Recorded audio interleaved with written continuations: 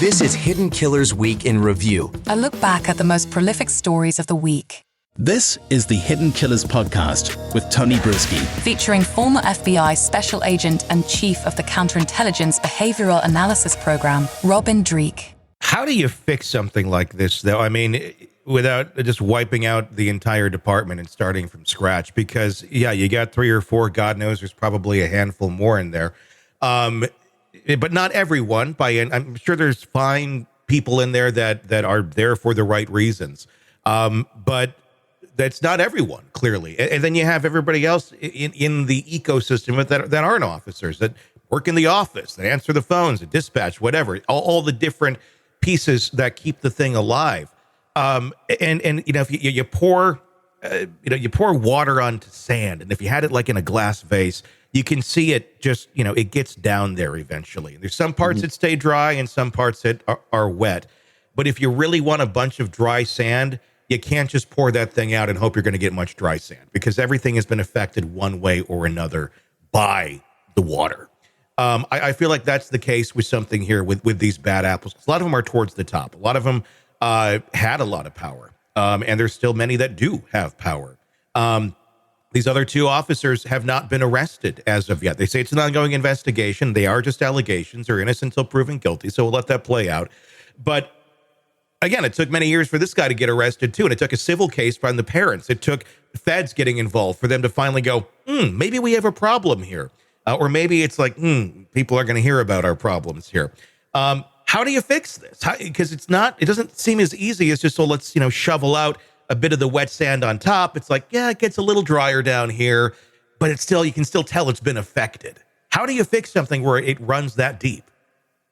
Like you said, it's going to take outside investigation to find, it's like a wart to me. Mm-hmm. You have one little virus and it's got all its tendrils. And so there's going to be a couple viruses in there that's going to take some interviewing, open, honest interviewing by outside people, so people don't feel there's going to be reciprocity against them. So it's going to take some outside interviewing for objectivity to identify the couple roots, because I guarantee you, it's only a few people that are creating a culture of negativity like this, and then it spurts down. So you have to identify and just get rid of. You just have to lop it off, and it's going to take someone from the outside, people to feel safe to share that kind of information. And then it's a tricky thing to understand. And then it's a re-education that's got to go on then too, because by and large, people want to do well, they want to do right, and they're going to want to conform to the norm that in which you're in, the groupthink. And so you have to reshift that groupthink, and that reshift in a groupthink comes from good, healthy leadership from the top, and it's got to filter down. And the most critical thing in a situation like this is the fear of reciprocity for being truthful is got to be very, very well done, because you have to get people over that fear. Because again, fears are motivation for everything. If people are in fear, they're going to either shut up, conform, or go away. Mm-hmm. And so when you have that bad leadership from the top, that's what they're doing. They're either shutting up, conforming, or going away. And now when the new leadership comes in, people underneath them have to understand what was done was wrong. Mm-hmm. There's no being, as I told you before we started the show, Gavin de Becker's book, The Gift of Fear.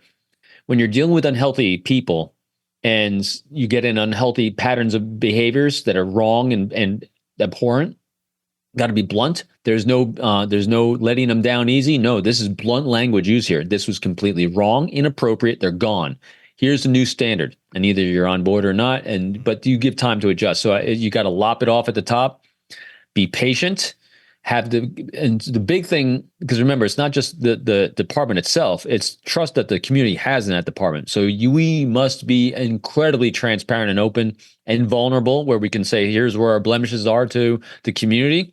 Here's exactly what we're doing to fix it. Have open forums, have discussions, because the community needs to be involved in this process, in the healing process.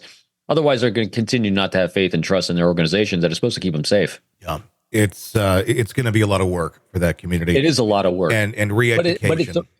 And I'm sorry to cut you. It is the righteous good work, though, because we can't be safe without it. No, and that community won't be safe without it. Do you think people in that department were surprised by this arrest? I mean, you already publicly had a civil case going on. You had the rumors, you had all of this, and yet stayed there, stayed employed. I mean, is it one of those things where as humans, if you're working in that department and you're not one of the bad apples, and I hate that term, but if you're not one of them, but you're hearing these things, is it just the human nature of like, it can't be that bad. Rumors get spread. Rumors are this or that, but he wouldn't be doing that. That wouldn't be that far. Do you think there's some of that goes on as to it almost that attitude can kind of enable this sort of stuff because people don't want to necessarily believe the absolute worst in the people that they surround themselves with every day?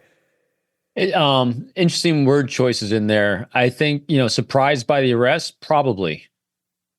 Surprised by the behavior that led to the arrest, probably not. Mm-hmm.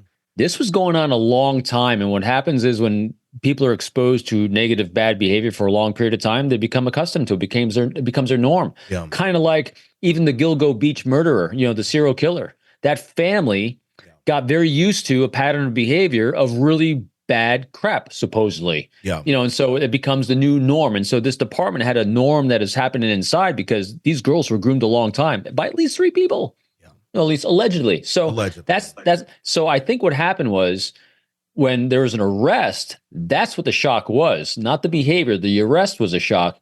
And I'm hoping, because I put myself in a situation, this is where we use our deep, great empathy here. If that happened where I'm working in a place that I have to work because I have to provide for my family, I want to do the righteous work. I'm a good person. And I'm one of these people that's just kind of, trying to turn a blinder and hoping that it's going to get better. And all of a sudden I see an arrest. You know what I'm feeling? Thank God.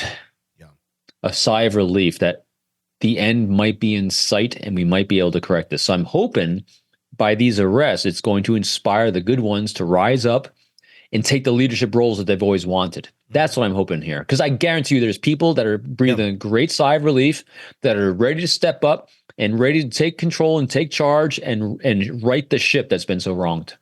Let's hope it happens for the sake of everybody there. Yeah, me too. I'm a glass half full kind of guy. All right, true crime addicts, let's cut the crap.